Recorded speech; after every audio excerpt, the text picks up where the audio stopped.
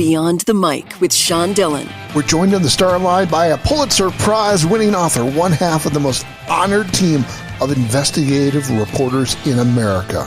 His latest book is America, What Went Wrong? The Crisis Deepens. It's an honor to welcome James B. Steele. Well, glad to be with you, Sean. Let's go beyond the mic. You and your writing partner, Donald Bartlett, wrote the original version, American What Went Wrong, back in 1991, filled with powerful stories of humanity and backed with government sources.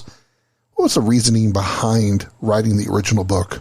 The original book didn't start out to be the big story it ended up. It started out on a much more limited basis. There were a lot of stories in the 1980s about companies being taken over. There was a lot of Wall Street machinations involved. That debt was supposedly a very positive force toward remaking the American economy. So the way Don and I have almost always operated over the years is we don't start out with a set idea. We start testing hypotheses. So we were curious, what is behind this movement? What is all this internal machinations? What's it about? What are the consequences? So after we began looking specifically at companies and then going out and interviewing people, might be factory workers, might be retail workers, might be mid-level managers, in some cases upper managers, and we found out what was happening to these people, how they were losing their jobs. Maybe they found new jobs that didn't pay as much. They lost some of their benefits. Anyway, what emerged was that working class people, middle class people, were suddenly seeing their incomes being driven down. From that, we began looking at the data, everything from median family income to tax data about what people were making. And we could see how money was flowing overwhelmingly to the top 4 to 5% of America. It was later on in the 90s, Don and I began writing about the top 1%, which of course has been much more popular in recent years. But that was the original spark, grew from a much more limited idea. But we saw from our reporting that it was a much bigger story. That led us into explaining what was happening to incomes, what was happening to health benefits, what was happening to retirement funds, really what was happening to a way of life of really millions of just average American people. Talk about the significance of your partnership writing with Donald Bartlett. Don and I worked together for more than 4 decades, and one of the great advantages was that we saw things very similar. We were very much interested in what was happening to average Americans financially. We believed that people should be treated fairly. We were always skeptical of official statements, sometimes from politicians of both parties, as to how well things were going on. So it was a certain kind of similarity of interest and view of the world that led us into a lot of these subjects. And unlike a lot of reporting partnership, one of us wasn't the writer and the other reporter. We both always enjoyed reporting. In fact, we always describe this as being, we loved reporting, means we're of sound mind. Neither one of us were particularly crazy about writing further evidence that we were of sound mind. But anyway, it was this similarity of interests and the fact we divided the material as best we could at every step of the way that was the basis of probably the longest running journalism partnership ever in America. That was what knitted it together, and whether we were writing this series or book or one of the others that we had tackled over the years. You have 2 Pulitzers, 2 National Magazine Awards, 5 George Polk Awards for your over 35 years of service to the Philadelphia Inquirer, Time, and Vanity Fair. What's the one story that haunts you even to this day? Gosh, oh boy. It's like sometimes your stories, I guess, are like if you had 9 or 10 kids, sometimes it'd be hard to pick who's your favorite. I think one of the stories that I wouldn't say haunting us, but one of the ones we've never really been able to get out of our mind was when we were actually at Time, we wrote a story, a whole series on campaign finance abuses. And one of the stories was about personal bankruptcy reform. The credit card companies and various other financial interests were pushing to change the laws to make it a lot tougher to file for bankruptcy. And this is a case where we decided to test the hypotheses. The story coming out of Washington was that there's all kinds of people abusing the bankruptcy laws. They're going to the Bahamas, living off their credit cards, and then they come back and they get the debt dismissed, and then they go out and get another credit card and go back to the Bahamas, etc. So we said, okay, what's really going on here? Well, yeah, there were some abuses, but overwhelmingly, the number of people who were filing for bankruptcy were single women. They were young women whose husbands had left them or who they'd become divorced for various reasons. They were older women who, in many cases, their husbands had died, and they ended up with some very high medical bills. In most cases, medical bills were very often what was driving this. The contrast between what was coming out of Washington about the need to reform this abuse versus the reality on the field, I mean, on the field, but I mean at the ground level, was so shocking and so different. So that's one story that I think Don and I are very, very proud of to this day, because it kind of goes to the heart of our values as journalists, and to show exactly what's happening with a big, very important public issue. You've lectured at many universities. What challenges are higher education institutes facing with this pandemic? Well, this is a great question, and one I talk to a lot of folks in various universities that I do deal with on a regular basis. Temple University is one of the most important for me, partly because I'm still based in Philadelphia, but also Princeton, where I do some lecturing almost every year, and other places as well. I mean, they're all going through this terrible problem, even putting finance aside. What happens to students when you're not in a classroom? What happens when you can't have the normal interchange that you want to have between a teacher and students? I mean, I guess the good news is we do have these amazing programs right now that through the internet let us continue to lecture and discuss and communicate with students. So that is definitely a plus. But it's not a good solution. The one-on-one or let's say teacher, small class bonding that you really get on campus. So I think we're just going to all have to get through this for the next probably year or so.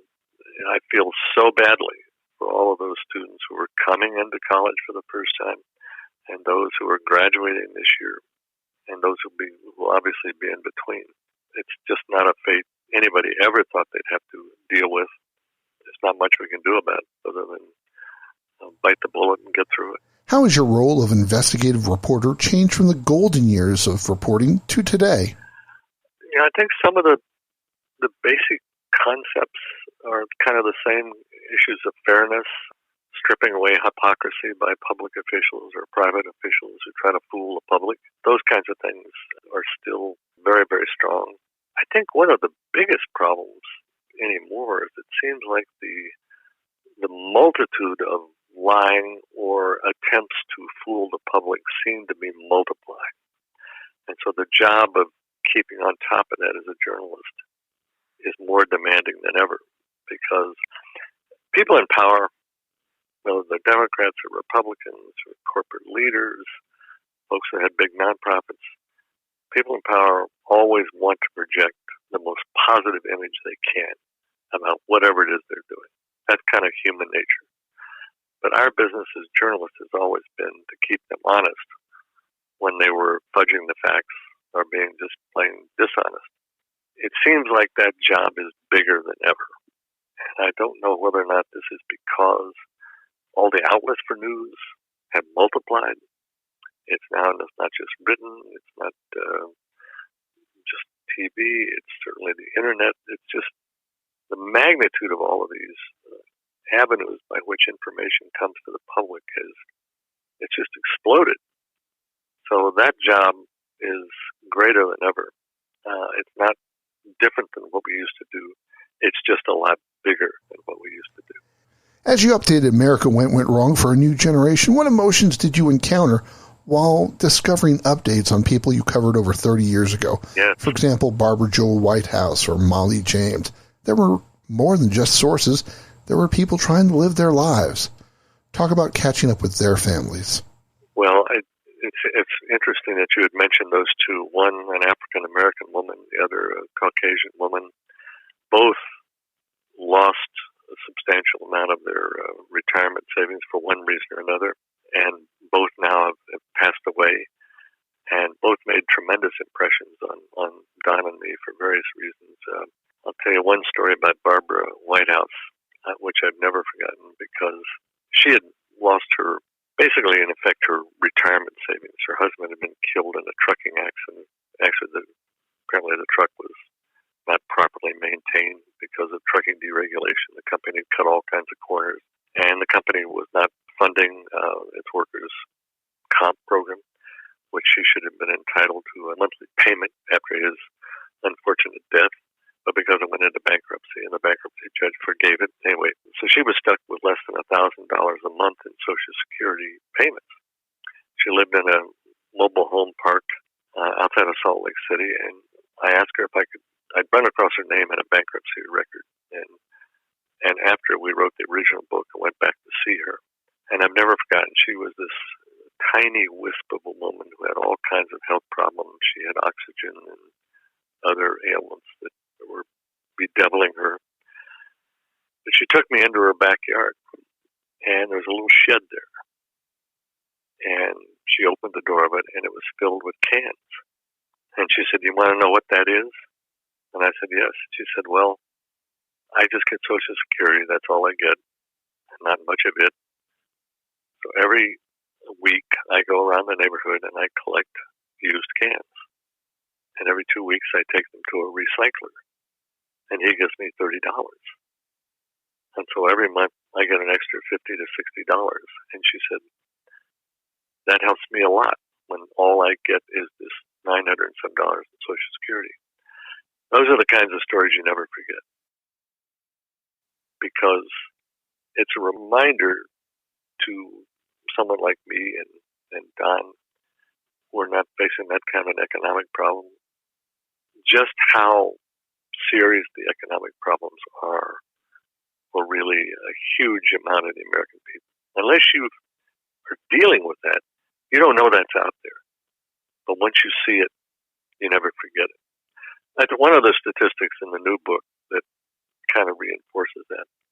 By the way, Don and I have always done all our own numbers, analyzing mainly IRS data, census data, Bureau of Economic Analysis data. We don't take numbers from anybody else. One of the exceptions, though, was a study that the Federal Reserve Bank of New York did a couple of years ago. And after this study, where they polled people all over the country, they concluded that almost half of Americans, if confronted with a $400 suddenly emergency expenditure, wouldn't have the money to cover that expense. I mean, does that tell you where half or more of this country is in terms of their economic well-being, or I should say unwell-being? And we saw this dramatically during the coronavirus. When people got laid off a week or two later, you saw the lines of trucks waiting to get boxes of food. I mean, these weren't people rounded up under viaducts who were homeless.